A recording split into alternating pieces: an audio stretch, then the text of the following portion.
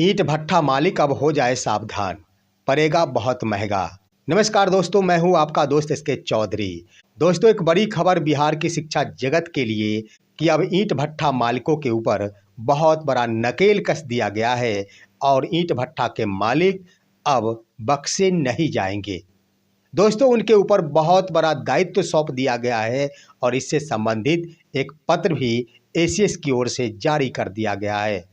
दोस्तों, क्या कुछ पत्र है उससे आप अवगत भी होंगे, लेकिन इस पर हम विस्तार पूर्वक चर्चा करेंगे। इससे पहले अगर आपने अभी तक हमारे इस चैनल सुसत्य वचन को सब्सक्राइब नहीं किए हैं तो कृपया अभी सब्सक्राइब कर लेंगे। दोस्तों, आप सभी को मालूम होगा कि सदियों से ईंट भट्ठे पर गरीबों के बच्चे काम करते नजर आ रहे थे, लेकिन उन पर किसी का भी ध्यान नहीं जाता था कि इनकी पढ़ाई लिखाई आखिर कब होगी, इनकी पढ़ाई लिखाई कैसे हो रही होगी।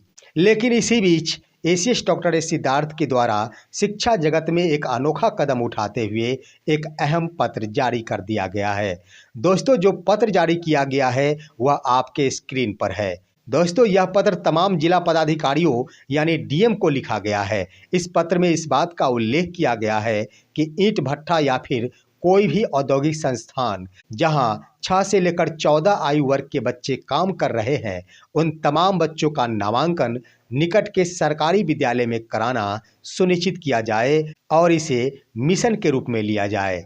साथ ही साथ दोस्तों, इस पत्र में इस बात का भी उल्लेख किया गया है कि जिस भी संस्थान में 6 से 14 आयु वर्ग के बच्चे काम कर रहे हैं, उस संस्थान के मालिक, चाहे वो ईंट भट्ठा हो या फिर कोई निजी औद्योगिक संस्था हो, उस मालिक के ऊपर यह दायित्व होता है कि उस बच्चे का नामांकन बगल के सरकारी विद्यालय हो या फिर कोई निजी विद्यालय हो, उसमें होना चाहिए। साथ ही साथ बच्चे प्रतिदिन विद्यालय जा रहे हो। दोस्तों, यह पत्र जारी करने के बाद बिहार की शिक्षा जगत में गरीबों के ऊपर सोचने वाले प्रथम मसीहा एसीएस डॉक्टर एस सिद्धार्थ को जरूर कहा जाएगा, क्योंकि अभी तक कई एसीएस हुए होंगे, कई शिक्षा विभाग के बड़े अधिकारी हुए होंगे, लेकिन किन्हीं की भी नज़र ईंट भट्ठे पर काम करने वाले बच्चों के ऊपर नहीं पड़ी।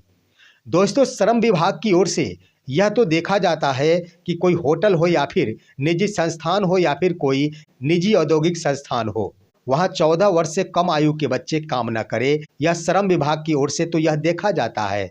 लेकिन वो बच्चे काम नहीं करे, उसके बाद ये क्या करे, श्रम विभाग का ध्यान उस तरफ नहीं जाती है।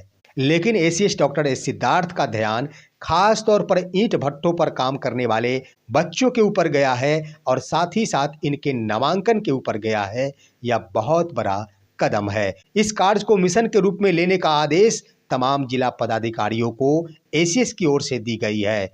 ऐसे में ईंट भट्ठा मालिकों के ऊपर बहुत बड़ा नकेल कसने की तैयारी है। अगर उनकी ओर से बच्चों का नामांकन नहीं कराया जाता है तो आने वाले दिनों में ऐसे मालिकों के ऊपर भी कार्रवाई संबंधी पत्र जारी किया जा सकता है। दोस्तों, एसीएस के द्वारा यह पत्र आखिर क्यों जारी किया गया है?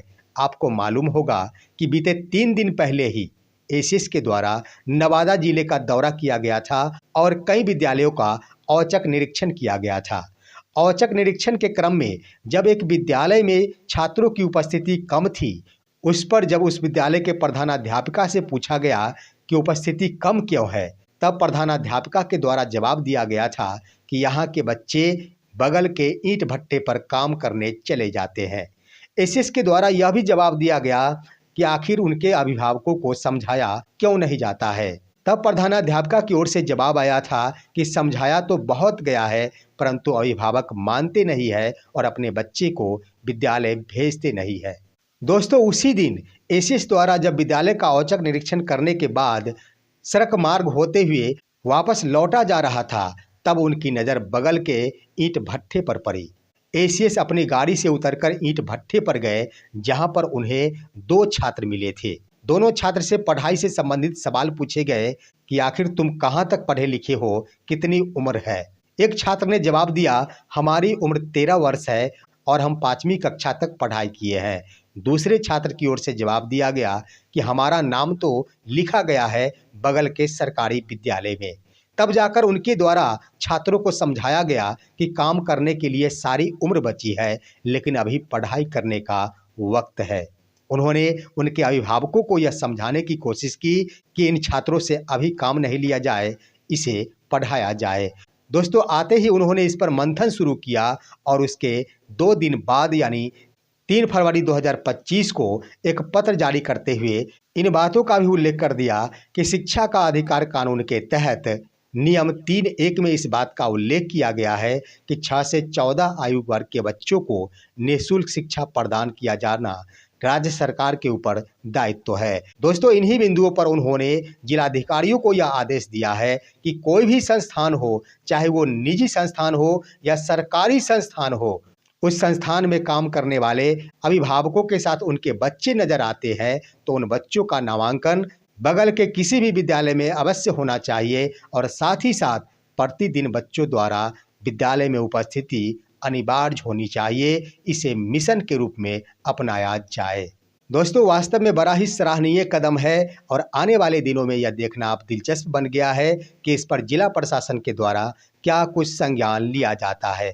अगर इस पर संज्ञान लिया जाता है तो ढेर सारे ऐसे संस्थान हैं जहां आज 6 से 14 आयु वर्ग के बच्चों के द्वारा काम करते देखा जाता है।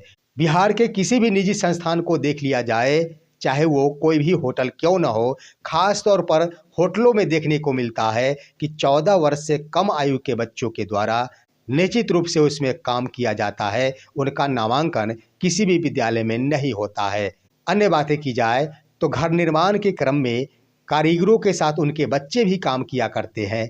यहाँ तक कि घर निर्माण में शामिल महिलाओं के द्वारा उनके बच्चों के साथ भी कार्य किया जाता है।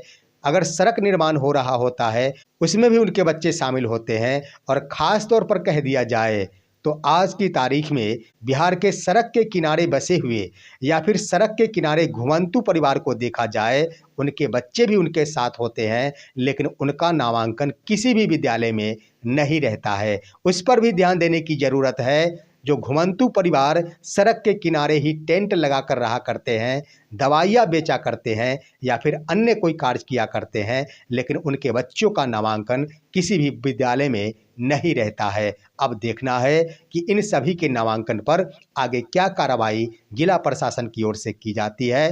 फिलहाल आज की खबर बस इतना ही। आप सभी हमारे इस वीडियो को लाइक करते हुए तमाम दोस्तों के पास शेयर कीजिए और अब दीजिए अपने ही दोस्त एसके चौधरी को इजाज़त। जय हिंद, जय भारत।